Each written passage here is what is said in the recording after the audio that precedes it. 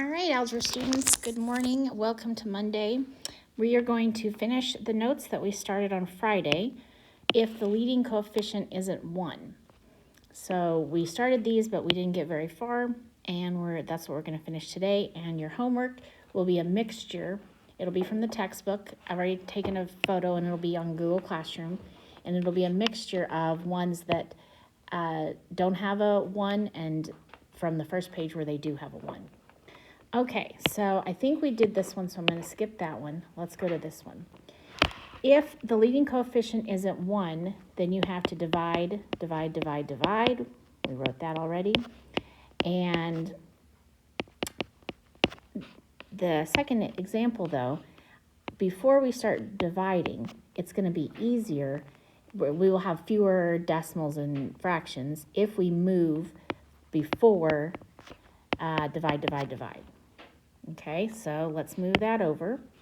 And anytime I go talk too fast on the video or you want to listen to something again, you can rewind and hear what I had to say, or you can pause it to catch up with me.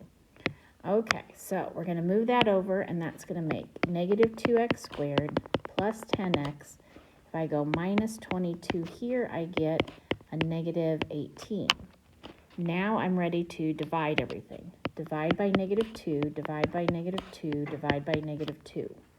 I want the leading coefficient to be a 1, and if it's not a 1, I want to divide everyone by whatever the leading coefficient is. Okay, so now I get x squared, I get a negative 5, and I get a positive 9. Okay, this guy's already over here, so now we're ready for our 6 steps. Step 1 is middle term cut in half squared. Negative 5 cut in half squared is 2.5 squared. Okay, if you want to go grab a calculator, pause the video. You can go get a calculator. It's fine. All right, so 2.5 times 2.5 is 6.25. So I'm going to add 6.25 here, and I'm going to add 6.25 over here. X squared minus 5x plus 6.25 equals 15.25. Okay, now I'm ready to factor. Oh my goodness. Okay, hold on, hold your horses. I just remembered something. I just remembered that 6.25 might actually be better if I kept it looking like this. So I think I'm going to rewrite it. I think I'm going to rewrite it as 2.5 squared. Have you figured out why that might look better than the actual answer? Because step 3 is square root. So I've got to square root this guy, and I've got to square root this guy. And isn't this really easy? Now, you have a calculator, so if you wanted to square root 6.25, no harm, no foul. But if we just left it like this, we just get back to 2.5 again. Okay, so here we go. So I am factoring it. They match. They're both minus signs, and it's going to be 2.5. Equals my 15.2, oh, I forgot my tiny 2, equals my 15.25.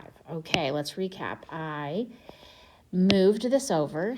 I divided so that I was set up and ready to go, like the first day of this. I did b over 2, negative 5 over 2 squared. I figured out that that was 6.25, so I'm going to add it to both sides. However, I think I'll write it like this. That way, when I square root the first and I square root the last, I just put 2.5 again. And now I'm ready to square root the left side, square root the right side. And I have x minus 2.5 equals, let's see, 15.25 square rooted. Is 3.91. 3.91 minus, no, plus 2.5 plus 2.5 is, I don't know, hold on, my calculator's, it's me, not my calculator, 3.91 plus 2.5. So x is equal to 6.41, and then I write it again where it equals negative 3.91, because when I square root this, it could be positive or negative. Add, so really it's subtracting 3.91 minus 2.5, so I get negative 1.41. Okay, so if the leading coefficient isn't 1, divide, divide, divide. However, you should move things first. I mean, I guess it doesn't really matter, but it just kind of, it might matter. Like, if I divided this and made it 11, and if I divided this and made it a 2, and then I moved it over, I would still get a 9. So it doesn't really matter, but I just feel like moving it first might be nice. Okay, here we go. First step, divide, divide, divide.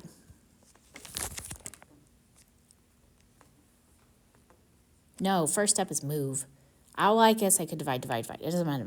Okay, here we go. Quit talking. Here we go. Divide, divide. I'm going to move this over and divide. I get x squared. I get a negative 4x, and I get positive 9. Okay, now I'm ready to do my b over 2 squared. Try to do it before me. I'm trying to pause, pause, pause. Negative 4 over 2 squared, negative 2 squared is 4. So I'm adding 4 here, and I'm adding 4 here. X squared minus 4x plus 4 equals 13. Do you already know what the next step is?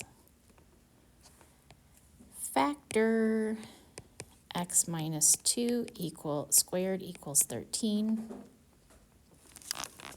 Do you know what the next step is? Square root. X minus 2 equals 13 square rooted. Positive 3.61.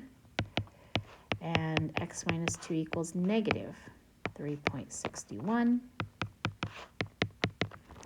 All right, figure out your final answers. Did you get 5.61? Did you get negative 1.61? Okay, let's see what else we got on these notes. Oh, look at this. Look at this. I bet they want us to find the area. If area is half of base times height, wonder what we've got going on here. We would have half of x plus 6 times x. I don't know, what do they, I guess I could distribute this guy and get half of x squared plus 6x. I don't know, what am I doing with this? I feel like I need another number. Like, I feel like I need to know what the area is.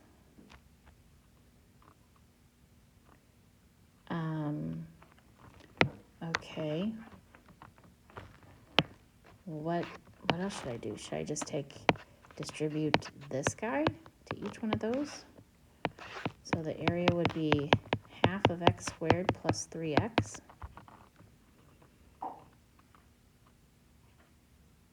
I don't know, guys. There must have been another number. Why would I do this? I don't know. Okay, moving on. That was silly. Waste of time. The product of two consecutive even integers. Oh, I remember this from the beginning. We have 2, and they are consecutive, and they are even. So is it x plus 1, or is it x plus 2? If they're even integers, it's skip counting by 2's, so it's not this one. And product, what does product mean? Product means I'm going to multiply them. So I think I'll put parentheses around them. And I know what the answer is. I know the answer is 168. Okay, let's distribute. It's the only thing I can think of. So I have x squared, can't really read this. X squared plus 2x equals 168. Oh, hey, snapperdoodles, doesn't that look like the stuff we did but yesterday? Yeah. See, this is different than this one because I didn't tell us the area. Maybe I could just make up a number. I could create an area and we could have figured it out. But it wasn't on the notes, so we're just going to move on. Okay, so let's back to this. I need to do my 6 steps.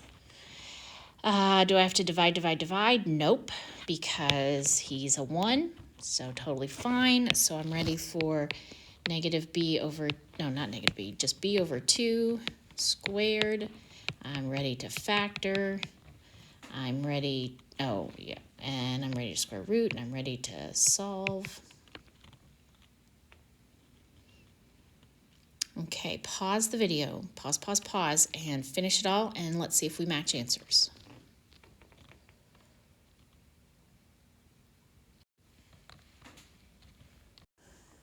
Okay, did you get 12 and negative 14?